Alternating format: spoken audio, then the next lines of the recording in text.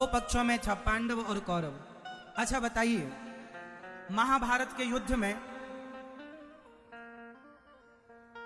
पांडव और कौरवों के बीच में जो युद्ध हुआ, उस युद्ध में पितामह भीष्म और भगवान कृष्ण दोनों की एक एक प्रतिज्ञा थी।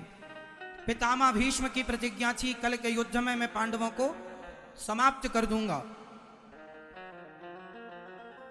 और भगवान की प्रतिज्ञा थी, मैं पांडवों का बाल विवाह का नहीं होने दूंगा। भगवान की प्रतिज्ञा थी, मैं महाभारत के युद्ध में अस्त्र शस्त्र नहीं उठाऊंगा, और पितामह ने कहा मैं उठवा करके रहूंगा।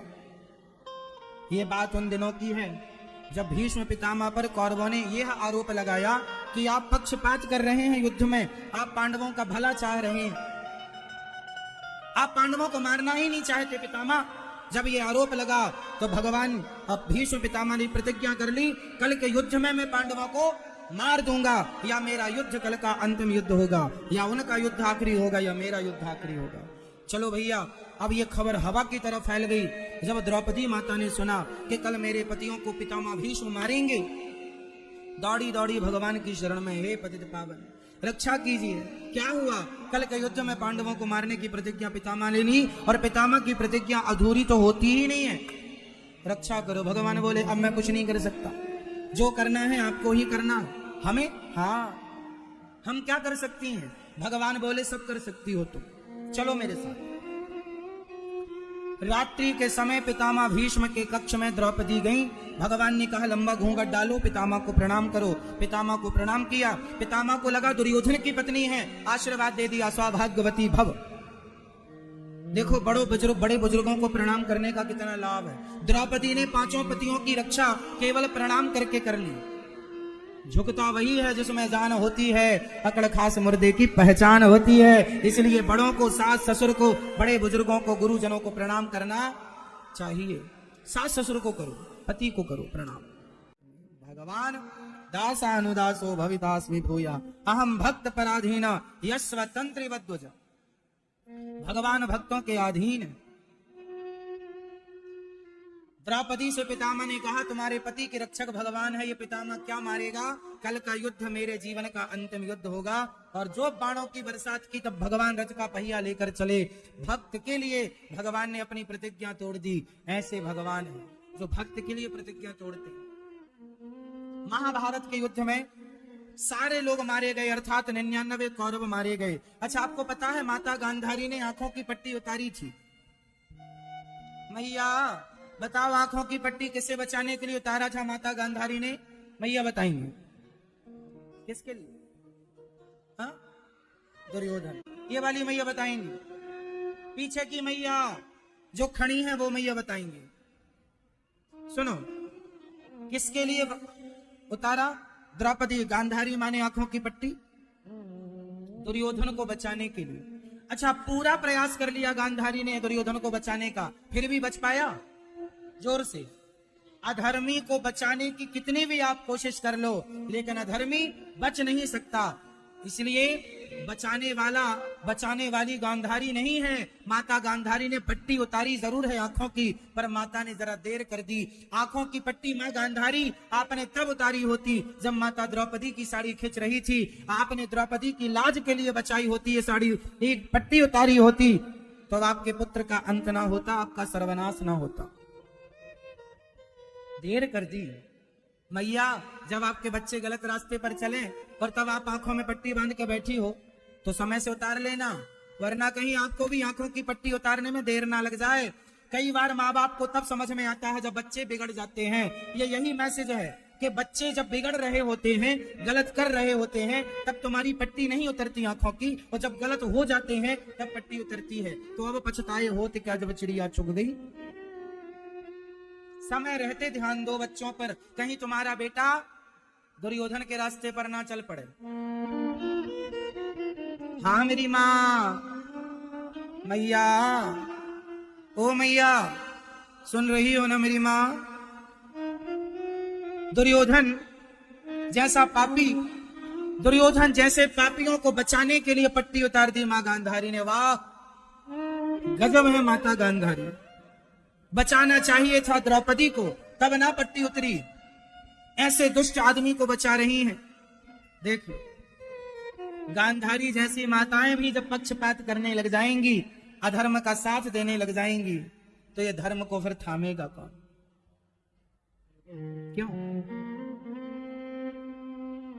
माता गांधारी ने बुलाया, कल कपड़े उतार के आ जाना। भगवान ने टॉवेल लपेटवा दी पत्तों की, गया तो जांघ कमजोर रह गई, नजर पड़ी नहीं, इसलिए भीम भैया ने जांघों पर गदा का प्रहार किया। जबकि युद्ध में गदा का प्रहार जांघों पर नहीं करते, फिर भी किया गया। तो बताओ, ये धर्म है या अधर्म है? दुर्योधन जैसे दुष्टों को मारने के लिए धर्म की जरूरत ही नहीं। इन्होंने सारी जिंदगी अधर्म किया है, तो अधर्मियों को अधर्म से मार देना ही धर्म है। तुमने कौन सा धर्म किया है? तुमने कब कब धर्म का पालन किया है? तुम्हारे लिए थोड़ी धर्म का पालन किया जाएगा। धर्म का पालन उसके लिए किया जाता है जो धर्म का पालन करता है। धर्म रक्षति रक्षिता, जो धर्म की रक्षा करता है धर्म भी उसकी रक्षा करता है। जो धर्म का पालन नहीं करता, धर्म कदापि उसका पालन, धर्म कदापि उसकी रक्षा नहीं करता। 99 कौरव मारे गए, भीम भैया ने जंघा तोड़ दी। अश्वत्थामा आया, गुरु द्रोणाचार्य जी का पुत्र, और गुरु द्रोणाचार्य जी के पुत्र अश्वत्थामा ने कहा मैं पांडवों को मार सकता हूं। सोते हुए बच्चों को अश्वत्थामा ने, द्रौपदी के 5 बच्चे थे, प्रतिबिंद, सुत, सोम, श्रुत, कर्मा, शतानीक और श्रुतसेन, ये 5 पुत्र द्रौपदी माँ के 5 का सिर काट लिया। सोते हुए बच्चों का सिर काटा। अश्वत्थामा ने 5 को मार डाला। बताओ, किसी बच्चे की हत्या करना सही है? मैया, किसी बच्चे की हत्या करना सही है? नहीं। अश्वत्थामा ने बच्चे की हत्या कर दी।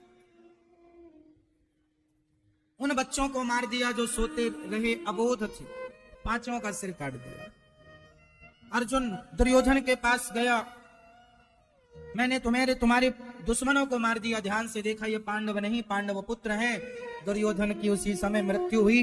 पहले उसे लगा ये पांडव मर गए, फिर लगा ये पांडव नहीं, पांडव पुत्र हैं। उसी सुख दुख की संधि में दुर्योधन की मृत्यु हो गई। और अश्वत्थामा को पकड़ने अर्जुन चले। अश्वत्थामा ने ब्रह्मास्त्र चला दिया, भगवान ने भी ब्रह्मास्त्र चलाया। अर्जुन ने दानव ब्रह्मास्त्र शांत हुए, लेकर द्रौपदी के सामने खड़ा कर दिया दुर्योधन अश्वत्थामा को, ये लो द्रौपदी बताओ क्या करें? द्रौपदी ने कहा दया धर्म का मूल है, पाप मूल अभिमान, तुलसी दया न छोड़िए जब तक घट में प्राण। मोबाइल निकाल के यदि आपने चैनल को सब्सक्राइब नहीं किया कर लो फटाफट, ताकि हम आपको अभी बधाई दे दें। सुनिए, द्रौपदी से पूछा गया इसे मार दूं? दया धर्म का मूल है, दया ही धर्म है, पाप मूल अभिमान। सबसे बड़ा पाप क्या है? फटाफट बताओ, सबसे बड़ा पाप क्या है? मैया, ओ मेरी माँ, बताओ सबसे बड़ा पाप क्या है?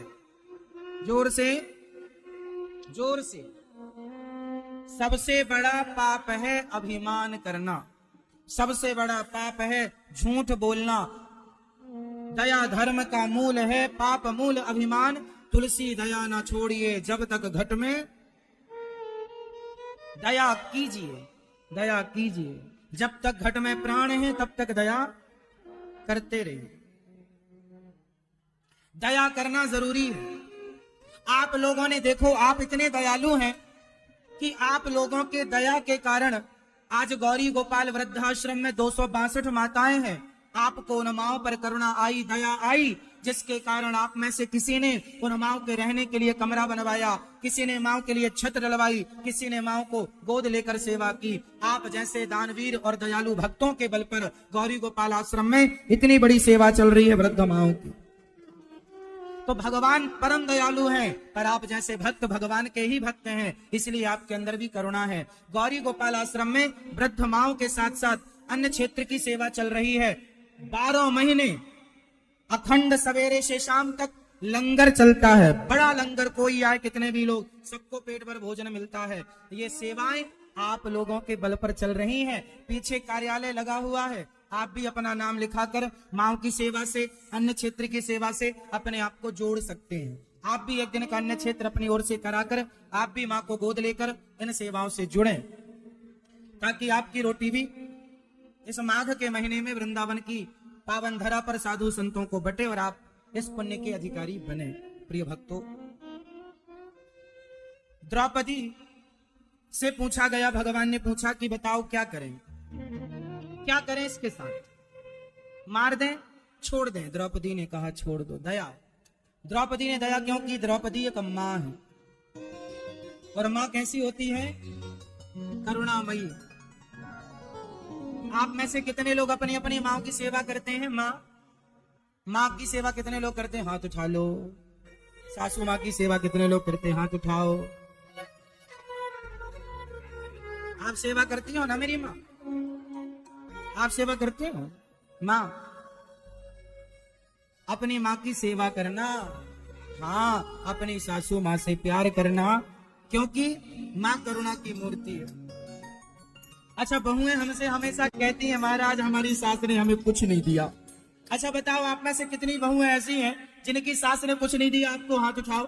ऐसी कितनी बहुएं जिनकी सास ने कुछ नहीं दिया? हाथ उठाओ। मैया, आपकी सास ने आपको कुछ दिया है? पीछे वाली मैया, आपकी सास ने आपको कुछ दिया है? ये मैया बताएंगे आपकी सास ने कुछ दिया है आपको? क्या दिया है बताओ? जोर से बोलो, क्या दिया? एक बहू मेरे पास आई भूली भटकी, महाराज हमारी सास ने तो चम्मच नहीं दिया। मैंने कहा ये रख चम्मच और पति वापस कर। चम्मच ले, पति वापस कर। तुझे चम्मच चाहिए, ले, चांदी का चम्मच देंगे तुझे, चल पति वापस कर। जो बहुएं कहती हैं मेरी सास ने मुझे कुछ नहीं दिया, कल को तुम्हारी बहू जब कहेगी ना कि मेरी सास ने कुछ नहीं दिया, तब तुम्हें पता लगेगा कि तुम्हारी सास ने तुम्हें कितना कुछ दिया है। अपने जिगर का टुकड़ा, अपना पुत्र तुम्हें दे दिया, और क्या चाहिए? इसलिए हर माँ, हर बेटे को अपनी माँ को प्यार करना चाहिए, हर बहू को अपनी सास से प्यार करना चाहिए, माँ की तरह और सेवा करना चाहिए। तू कितनी अच्छी है। आपकी कितनी माँ है? बता दो मेरी माँ। कितनी माँ है आपकी?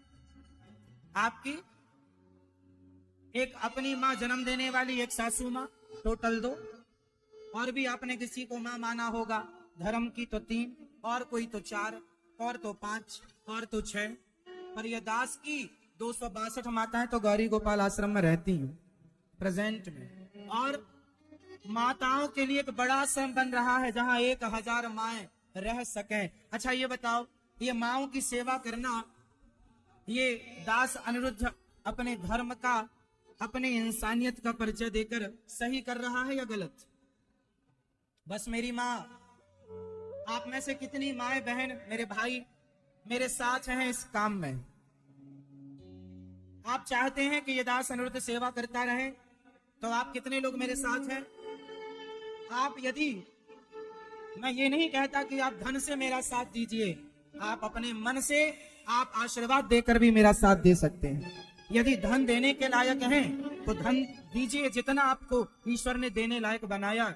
मैं ये नहीं कहता लाखों करोड़ों दीजिए। आप, एक मैया मेरे पास आई, और गौरी गोपाल आश्रम में जो लंगर चलता है, भंडारा अन्न क्षेत्र निरंतर चलता है, मेरे से एक माँ ने कहा बेटा 10 रुपए हैं, क्या 10 रुपए में लंगर हो जाएगा? भोजन हो जाएगा सब साधु संतों का? हमने कहा हो जाएगा माँ। बोले 10 रुपए में कैसे होगा? मैंने कहा मैया 10 रुपए में सबको हो जाएगा। कैसे? मैंने माँ से 10 रुपए लिए, 10 रुपए का नमक बुलवाया और दाल में डाल दिया। लो मैया, सारे भक्तों तक तुम्हारे 10 रुपए की सेवा पहुंच गई। तो सहयोग छोटा और बड़ा नहीं मेरी माँ, देने वाले की श्रद्धा बड़ी है ना, तो वो 10 रुपए भी 10 लाख के बराबर है। आपका दिया गया भाव से और आपके थोड़े थोड़े इसी सहयोग से गौरी गोपाल आश्रम में नित्य सेवाएं चल रही हैं। यदि आपको लगे कि आपका भी धन उस सेवाओं में, उस धर्म से जुड़ना चाहिए, तो पीछे कार्यालय में नाम लिखवा कर आप भी दानवीर महापुरुषों में अपना नाम लिखवाइए, दानवीर माताओं में नाम लिखवाइए और आप अपने धन को धर्म से जोड़िए। प्रिय भक्तों, आप देखिए ना, आपके आशीर्वाद, आपके प्यार से ये सेवाएं वर्षों से चल रही हैं और आप लोग देखते भी हैं, इस बात के साक्षी भी हैं, है ना मेरी माँ। अब देखिए, आज YouTube पर इतना बड़ा परिवार भी पूरा होने जा रहा है। 99,93,93,000 लोग हो गए। के लिए अश्वत्थामा ने ब्रह्मास्त्र चला दिया। उत्तरा दौड़ी दौड़ी आई, पाहि पाहि महायोगिन देवदेव जगतपते। हे प्रभु, नान्यम त्वद्भयं पश्ये यत्र मृत्युः परस्परम। हे प्रभु, अश्वत्थामा ने मेरे पुत्र को मारने के लिए ब्रह्मास्त्र चला दिया, जिसने अभी जन्म नहीं लिया। उत्तरा जब भगवान की शरण में गई तो भगवान ने उत्तरा के गर्भ की रक्षा की। उत्तरा के गर्भ में कौन था?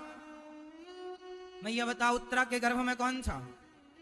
श्री परीक्षित जी महाराज। भगवान ने उत्तरा के गर्भ की रक्षा की। अब भगवान द्वारिका जाने लगे उत्तरा के गर्भ की रक्षा करके।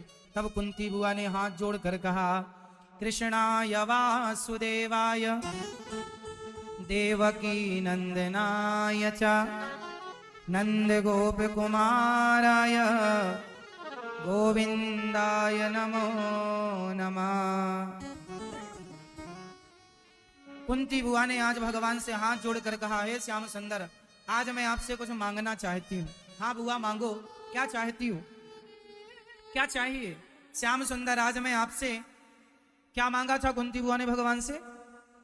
मैया बताएंगी। मैया, क्या मांगा कुंती बुआ ने? मैया क्या मांगा था? पीछे वाली मैया, क्या मांगा मैया? हाँ मैया, सुन रही हो क्या माँ, या सो रही हो माँ, क्या कर रही हो माँ, पंचायत कर रही हो? हाँ मैया, पंचायत कर रही हो मेरी माँ। कुंती बुआ ने भगवान से क्या मांगा? विपदा संतु नः शश्वत तत्र तत्र जगत गुरु भवतो दर्शनम यत्स्यात् अपुनर्भव दर्शनम। विपत्ति, हे श्याम सुंदर, आप हमें कुछ देना चाहते हैं तो विपत्ति दीजिए। कन्हैया ने बोला, माँ, जब से होश संभाला आपने विपत्ति ही विपत्ति पाई, आज हमसे फिर विपत्ति मांग रही हो, क्यों? क्या करें श्याम सुंदर?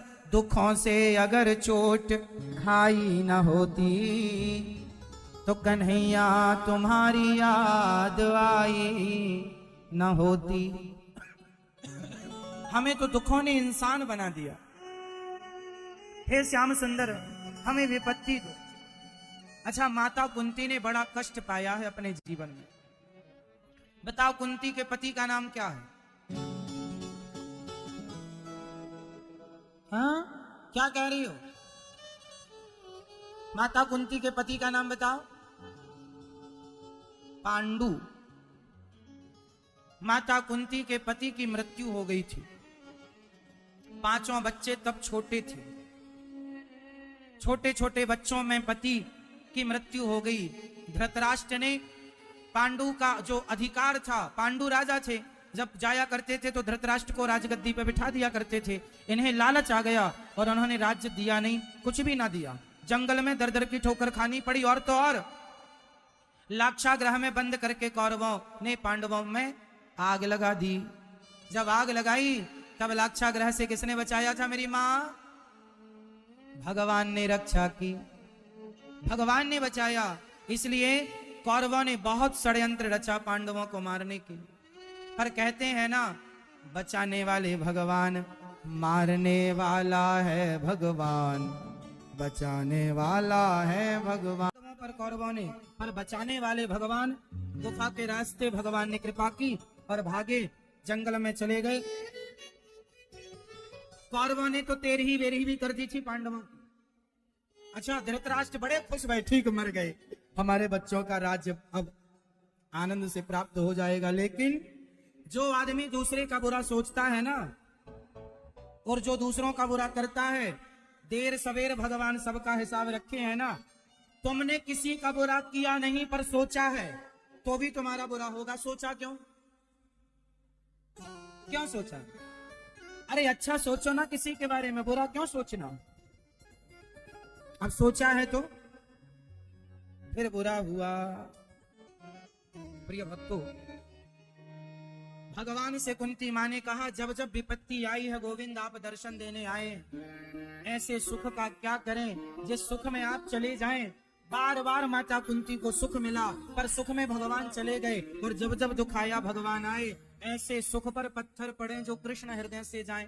हम सुख का क्या करेंगे? सुख में तो भगवान चले जाते हैं, दुख में भगवान आते हैं। इसलिए हमें सुख नहीं चाहिए। हमें क्या चाहिए? हमें क्या चाहिए? क्या चाहिए? कुंती बुआ ने कहा हमें दुख दे दीजिए। अच्छा बताओ, कुंती बुआ ने भगवान से दुख क्यों मांगा? क्योंकि दुख में व्यक्ति भगवान को ज्यादा याद करता है। दुख में भगवान को मैया ज्यादा याद किया जाता है। इसलिए कुंती माँ ने कहा, नाथ हमें विपत्ति दे दीजिए। विपत्ति मांगा। श्याम सुंदर ने, भगवान ने कहा, मां मैं आपको दुख कैसे दूं? अच्छा बताओ, क्या भगवान किसी भक्त को दुख देते हैं? बताओ मैया, आपके जीवन में बताओ, आप में से कितनों के जीवन में दुख है? हाथ उठा के बताओ। है तो बताओ, बोलो किस किस के पास दुख है? हाथ उठा के बताओ। ये बताओ, यदि दुख है तो आपको ये दुख दिया किसने? बताओ, आपके जीवन में आया हुआ जो दुख है, उस दुख को देने वाला कौन है? आपको दुख किसने दिया? ये उत्तर चाहता हूं आपसे। कौन कौन देता है मैया आपको दुख? पीछे वाली मैया बताएंगी जो पेड़ के पास बैठी हैं। मैया बताओ मेरी माँ, आपको दुख किसने दिया? बच्चे बताएंगे जो बस के ऊपर बैठे हैं, गाड़ी के ऊपर बैठे हैं। बताओ बेटा, आपको दुख किसने दिया? दुख देने वाले कौन है? कौन देता है दुख? ना हमें पड़ोसी दुख देते हैं, ना हमें परिवार दुख देता है। हमारा दुख हमें किसने दिया? उत्तर दो बड़ा बड़ा, आपको दुख किसने दिया? जोर से। आप मैया इस तरफ की मैया बताएंगे, आपको दुख किसने दिया? आपके अपने कर्मों ने। और आप लोगों को दुख किसने दिया? हमें दुख कोई नहीं देता। हमें दुख देने वाले हमारे अपने अच्छे बुरे।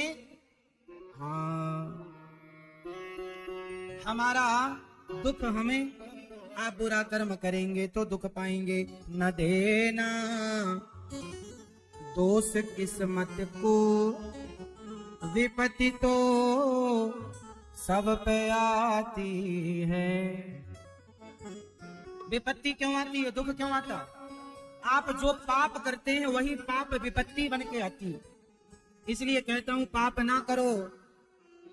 न देना दोष किस्मत को, विपत्ति तो सब पे आती है। विपत्ति आई अंधा अंधी पे, लाल श्रवण सपाया है। जिसका बेटा श्रवण होगा ना, उसके भाग्य में भी यदि दुख है तो मिलकर रहेगा। विपत्ति आई अंधा अंधी पे, लाल श्रवण सपाया है। न देना दोष दशरथ को, विपत्ति तो सब पे आती है। तो हमारी विपत्ति जो है वो किसके कारण है मेरी माँ? जोर से। विपत्ति आई राजा दशरथ पे, राम जब जा रहे थे वन को। गाओ। विपत्ति आई राजा दशरथ पे, राम जब जा रहे थे वन को। न देना दोष कैकेयी को, विपत्ति तो सब पे आती है। सब पे आएगी। इसलिए हमारे अपने अच्छे बुरे कर्मों का फल सुख और दुख के रूप में, आप बहुत सुखी हैं तो आपने जरूर कोई अच्छा कर्म किया होगा, इसलिए आप इतने अधिक सुखी हैं। और आप दुखी हैं, आपने कोई गलत कर्म कर लिया होगा किसी जन्म में, जिसका कर्म दंड भोगना पड़ रहा है। बताओ भीष्म पितामह को बाणों की सैया पर क्यों लेटना पड़ा? क्यों लेटना पड़ा? 21 जन्म पहले उन्होंने एक सांप को कांटों के ढेर में फेंक दिया था, कांटे चुभ गए थे, और वही पाप इस जन्म में उन्हें मिला, उन्हें बाणों की सैया पर लेट करके उस पाप दंड को आज भोगना पड़ा। जरूरी नहीं है कि हमारे पापों का दंड हमें आज ही मिलेगा, कई बार पापों का दंड मिलने में कई जन्म लग जाते हैं। इसलिए आपने आज जो कष्ट पाया है, हो सकता है ये कई जन्म पुराना हो। इसलिए कहता हूं, अपने आप को भगवान के हवाले कर दो, अपने आप को भगवान के चरणों में सौंप दो। जो भगवान का हो गया, फिर वह पाप और पुण्य से बचकर, माना कि मेरे पास बहुत सारे पाप हैं और मुझे बहुत सारे दुख मिलने वाले हैं, परंतु यदि मैंने अपने आप को भगवान के हवाले कर दिया, समर्पित कर दिया, तो फिर वो पाप दंड मुझे नहीं मिलेगा। भीष्म पितामह ने बाणों की सैया पर लेटकर कुंती बुआ की स्तुति के बाद भगवान की स्तुति भीष्म पितामह ने ही की। और भीष्म पितामह ने क्या कहा? हे श्याम सुंदर, अब आप चतुर्भुज रूप में मेरे सामने खड़े रहो, मुस्कुराते रहो, और मैं आपको देखता देखता अब मरूंगा, क्योंकि मैंने कई बार आपको देखे बिना मरा, तो मैं भोगता ही रहा, कहीं सुख का फल कहीं दुख का फल। इसलिए अब मैं आपको देखना चाहता हूं। आप लोग एक भजन सुनते हैं, इतना तो करना स्वामी जब प्राण तन से निकले, गोविंद नाम लेकर मेरे प्राण तन से निकले। ये बात सबसे पहले कहने वाले कौन है? ये कौन आदमी है जिन्होंने ये कहा था कि जब मैं मरूं तो आप मेरे सामने चतुर्भुज रूप में खड़े रहें और स्माइल स्माइल हंसते मुस्कुराते रहें, और जब तक मैं खड़ा मर ना जाऊं आप मुस्कुराते ही रहें, खड़े रहो मेरे सामने। ये सबसे पहले किसने कहा? भीष्म पितामह ने। भीष्म पितामह की इच्छा थी, भीष्म पितामह की इच्छा थी कि जब प्राण कंठ आवे कोई रो। शांति के दिन पितामह भीष्म ने अपना प्राण त्यागा था। खड़े रहो श्याम सुंदर और मुस्कुराते रहो। ये घुंघराले से केश तुम्हारे, सुंदर सी मुस्कान, सुंदर सी आंखें, ये रूप मेरे मन में बसा रहे। तुम्हें देख के जी भरता ही नहीं, अब जाऊं कहाँ मैं सावरिया। तुम्हें देख के दिल भरता ही नहीं, अब जाऊं कहाँ मैं सावरिया। कोई इतना भी प्यारा होगा हमने कभी ना सोचा। कुंती बुआ ने भगवान के चरणों में प्रणाम किया। भगवान ने कहा, मैं तुम्हें अपने आप को देता हूं। जो भगवान की शरण में है, भगवान उसे दुख कभी देते ही नहीं। भगवान कभी दुख नहीं देते। दुख मिलता है अपने कर्मों के कारण, और हम आरोप किस पे लगाते हैं? हे भगवान तुमने दुखी कर दिया, हे भगवान तुमने दुख दिया। भगवान किसी को दुख नहीं देते। फटाफट बता दो, दुख कौन देता है? को ना काहू को सुख दुख कर दाता, निज कृत कर्म भोग सब भ्राता। कोई किसी को सुख दुख नहीं देता, प्रत्येक प्राणी अपने कर्मों का दंड भोगता। इसलिए भगवान क्यों दुख देंगे? पितामह भगवान ने कुंती मां को अपने आप कुंती बुआ को दे दिया। पितामह भीष्म पर कृपा की, पितामह भीष्म भगवत धाम को गए। अब भगवान द्वारिका गए, वहां पर स्वागत हुआ। परीक्षित जी का जन्म हुआ, और परीक्षित जी का जब जन्म हुआ, सब बधाई देने आए। मैं भी थोड़ी देर बाद आपको बधाई दूंगा। लगभग 5000 लोग बचे हैं आपको बधाई देने में। सिर्फ इसलिए कलयुग केवल नाम आधारा, सोमरि सोमरि नर उतरहि पारा। कलयुग से अच्छा युग ही नहीं है, क्योंकि कलयुग में हम और आप भगवान की कथाएं सुनते हैं। देखो, राजा परीक्षित ने कलयुग को रहने के 4 कमरे बनवाए। द्यूतम पानम स्त्रियः सूना यत्रा धर्मश्चतुर्विधा। कलयुग कहाँ कहाँ रहता है? द्यूतम पानम स्त्रियः सूना। द्यूतम मतलब जुआ। आप लोग जुआ तो नहीं खेलते? भैया जुआ खेलती हो? नहीं, हम कहाँ खेलते महाराज। वो मोबाइल पे ऐप वगैरह चला लेती रहती है माता हमारी, वो भी जुआ है। कलयुग का पहला ठिकाना जुआ। जहां जुआ होगा वहां कलयुग रहेगा, इसलिए जुआ ना खेलना। आप में से कितने लोग जुआ खेलते हैं? हाथ उठाओ। कोई नहीं खेलता। अच्छा, जुआ खेलने वाले यहाँ आते ही नहीं है। पानम, मैया आप में से नहीं, हमारी मैया जोड़ी। शराब कौन कौन पीता है? आप पीते हो शराब? सही नहीं भैया, आप पीते हो? कौन यहाँ कौन बैठा? क्या लाला, आप पीते हो शराब? भैया कोई कह रहा था कि पिए थे आपने 2-3 दिन पहले दोस्तों के संग। सही, आप पीते हो शराब? हाँ, काहे पीते हो? अच्छी लगती है? कौन पिलाता है? खुद से पीते हो? हाँ। तो आप शादी हो गई आपकी? बच्चे हैं? बेटा है बेटी है? क्या है? 2 बेटा बेटी दोनों? तो बड़े होगा जब बेटा तो उसे पिलाओगे कि नहीं? क्यों पिलाना भाई, अच्छी चीज होती होगी तब तो आप पी रहे हैं। अच्छी है शराब, आपके बच्चों को पिलाना सही है। फिर पकड़ो कान, बोले अब नहीं पिएंगे शराब। मेरे दोस्त, मेरे भाई, कितने अच्छे हो आप। इतने आप जैसे लोग भी यदि रास्ता भटक जाएंगे तो सही रास्ते पर लाने की जिम्मेदारी किसकी होगी? फिर ये बताओ। फिर सही रास्ते पर जवान बच्चों को, युवाओं को, यूथ को लाएगा कौन? फिर आपके बच्चे, कल आपका बेटा बड़ा होगा शराब पिएगा, आप उसे रोक नहीं सकते। किस अधिकार से रोकेंगे? बेटा मुंह पे कह देगा पहले आप तो सुधर जाओ फिर हमें सुधारना। अरे बेटों के लिए माँ बाप ही उसके लिए सबसे ज्यादा सीख देने वाले माँ बाप होते हैं, है ना मेरी माँ? इसलिए आप सही रास्ते पर चलेंगे तब आप अपने बच्चों को सही रास्ते पर चला सकेंगे। आप ही गलत रास्ता पकड़ेंगे तो बच्चों को कैसे कहेंगे कि तुम सही रास्ते पर चलो? शराब पीना गलत ही था, गलत ही। आप पीते हो? अरे आपसे ही कह रहे हैं, गमछा डाले गले में। आप नहीं पीते? ये सफेद भैया आप पीते हो? नहीं पी? अब पीले भैया आपके पीछे नहीं पीते?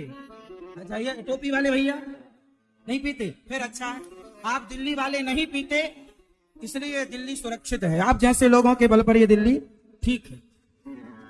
आप जैसे धर्मात्मा, आप जैसे अच्छे लोगों के बल पर ये दिल्ली अच्छी है। शराब ना पियो द्यूतम, जुआ ना खेलो। शराब ना पियो द्यूतम पानम स्त्रिया।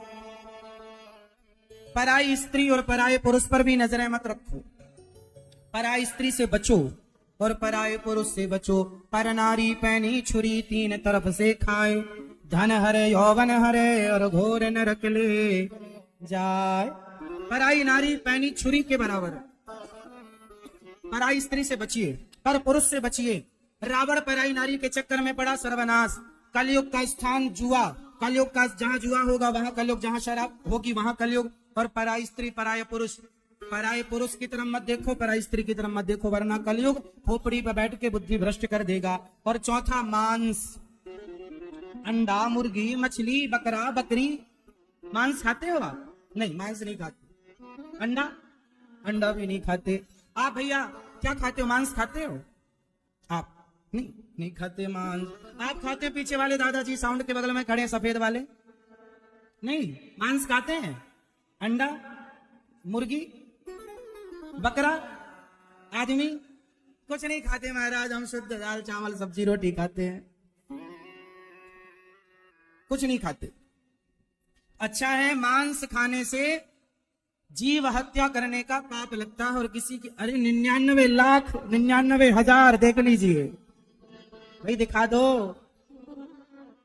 99,99,99,000